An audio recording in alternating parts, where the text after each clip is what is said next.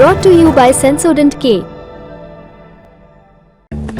बस बैक नहीं आया। SLS पैराफिन और दूध का करंट भी कौन? तो लाइफ का करंट ऑन? कुछ भी। तो ट्राई करके देख ले। सेंसोडेंट के टूथपेस्ट फॉर सेंसिटिव टीथ। ये खबर 9/11 हमले से जुड़ी है। 11 सितंबर 2001 को अमेरिका पर इतिहास का सबसे बड़ा आतंकी हमला हुआ था। अलकायदा के आतंकियों ने 4 प्लेन हाईजैक किए, 2 को वर्ल्ड ट्रेड सेंटर में टकरा दिया, तीसरा प्लेन पेंटागन पर गिरा, चौथे का कंट्रोल पैसेंजर्स ने अपने हाथ में ले लिया, जिसके बाद प्लेन एक खेत में क्रैश हो गया। उस हमले में लगभग 3000 लोगों की मौत हुई।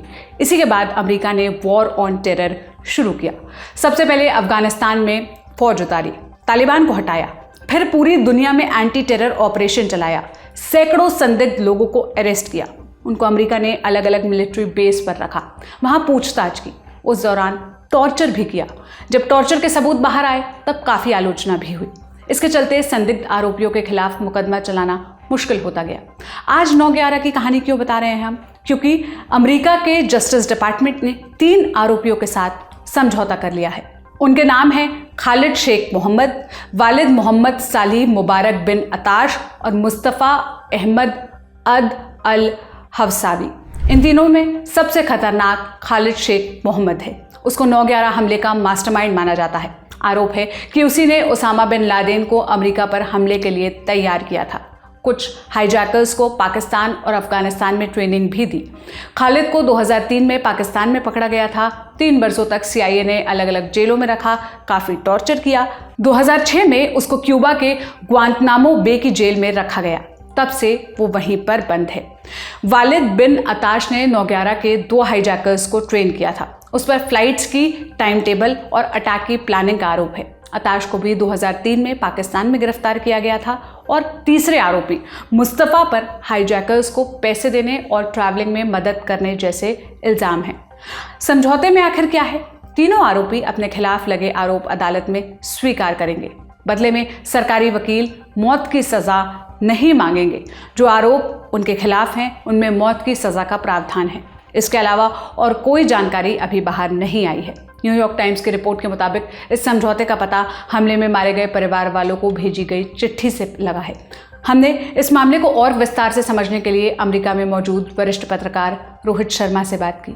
उनसे पूछा कि अमेरिका ने 9/11 के आरोपियों, जिसमें एक मास्टरमाइंड भी है, उनके साथ डील क्यों की है? अमेरिका में लोग इसे आखिर देख कैसे रहे हैं? जिस तरह से इन प्रिजनर्स को ट्रीट किया गया, हमने बार बार इस बात का जिक्र होता है, अबू गरीब का होता है कि वहाँ पे प्रिजनर्स को किस तरह से रखा गया, उनकी हालात क्या थे, उनको जो टॉर्चर कहते हैं हम, लेकिन अमेरिका में उसके लिए एक नया वर्ड इजाद किया गया, एनहांस इंटेरोगेशन टेक्निक्स, EITs। तो मुझे लगता है कि कहीं ना कहीं that has played a role, क्योंकि उसके ऊपर ह्यूमन राइट्स की लोगों ने भी बहुत बड़े सवाल उठाए थे। तो मुझे लगता है ये जो प्ली डील है ये इसी वजह से की गई है कि कहीं ना कहीं उसे देखते हुए कि इनको टॉर्चर किया गया है, और जिस तरह की चीज़ें अमेरिकन एडमिनिस्ट्रेशन ने की है, भले ही वो बुश का एडमिनिस्ट्रेशन रहा हो या ओबामा का रहा हो, तो मुझे लगता है that has played a role कि इसमें इस तरह से प्ली डील की जो बात है उसे सामने लाया गया। और यहाँ पे अमेरिका में फैमिलीज़ हैं 9/11 की, उनका एक बहुत बड़ा संगठन है। तो वो इससे नाखुश हैं। वो उनको जब ये बात पता चली तो दे वर नॉट हैप्पी कि इस तरह से एक डील साइन कर रहे हैं कि भाई इनको लाइफ सेंटेंसिंग होगी। वो चाहते हैं कि इनको कैपिटल पनिशमेंट मिले। तो they are not happy about it. अभी कुछ 45 दिन की एक ऑफिशियल तौर पे 45 दिन है इनके पास। सरकारी जो वकील है, और सरकारी नहीं कहना चाहिए, मुझे कहना चाहिए पेंटागन के जो वकील है, वो फैमिली से बात करेंगे और उनको बताएंगे कि ये डील में किस तरह की चीज़ें हैं और किस वजह से इस प्ली डील को जो है नेगोशिएट किया गया। बताया जा रहा है करीब 22 महीनों से ये नेगोशिएशन चल रही थी, और फाइनली कल हमने देखा कि पेंटागन ने अनाउंस किया है। व्हाइट हाउस ने इंटरेस्टिंग कमेंट दिया है। उन्होंने कहा है कि white house had no role to play. तो थोड़ी दूरी बनाने की कोशिश की है बाइडेन एडमिनिस्ट्रेशन ने। उन्होंने कहा है कि हमारा इसमें कोई रोल नहीं था और हम अब फॉलो अप करेंगे इसमें। लेकिन जो आम अमेरिकी नागरिक है, मुझे नहीं लगता वो ज़्यादा खुश है इससे, और इस डिसीजन को समझाने में थोड़ा वक्त लगेगा पेंटागन को भी और बाइडेन प्रशासन को भी। 9/11 अटैक के बाद अमेरिका ने वॉर ऑन टेरर शुरू किया। अफगानिस्तान और इराक में जंग शुरू की। जिस मकसद से वो गए थे वो पूरा नहीं हुआ। इसके अलावा अमेरिकी एजेंसियों ने पूरी दुनिया में एंटी टेरर ऑपरेशन चलाए। कई संदिग्धों को ग्वांतनामो बे की जेल में रखा। वहां अमेरिका पर टॉर्चर के आरोप लगे, जिसके चलते अदालती कार्यवाही में देरी हुई। अब उन्हें 3 संदिग्धों के साथ डील करनी पड़ रही है। अमेरिका के 9/11 अटैक के ओवरऑल रिस्पॉन्स को कैसे देखा जाना चाहिए? वॉर और टेरर की जो नीति थी, उसमें कहीं ना कहीं अगर आप पर्दा हटा के देखने की कोशिश करें तो एक पुख्ता स्ट्रैटेजी हमें दिखती नहीं है।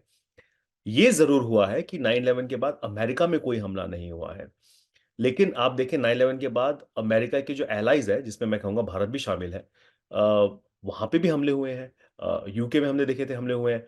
तो कहीं ना कहीं मुझे लगता है कि एक अमेरिका की एक कोहेसिव जो जो स्ट्रैटेजी है, वो अमेरिका के लिए शायद कारगर साबित हुई है। हमने यहाँ पे बहुत सारे प्रोटोकॉल्स बना दिए, हमने यहाँ पे लोगों को बग करना शुरू कर दिया, अमेरिकन सिटीजन्स के ऊपर स्पाइंग होती रही है। इस तरह की चीजें हमने होमलैंड में देखी हैं।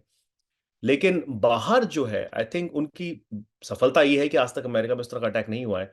लेकिन क्या अमेरिका के पास एक पुख्ता स्ट्रैटेजी है टेररिज्म को डील करने की? मुझे नहीं लगता कि किसी के पास एक क्लियर कट आइडिया भी है। हाँ, ये जरूर है कि एलाइज के साथ बातें होती है, कहीं पे भी टेररिस्ट अटैक होता है तो उससे कंडेम करते हैं।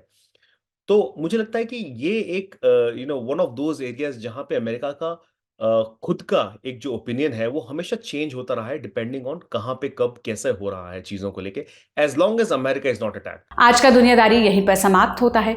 कल फिर मुलाकात होगी, इसी उम्मीद के साथ विदा लेती हूँ। शुक्रिया, शुभ रात्रि।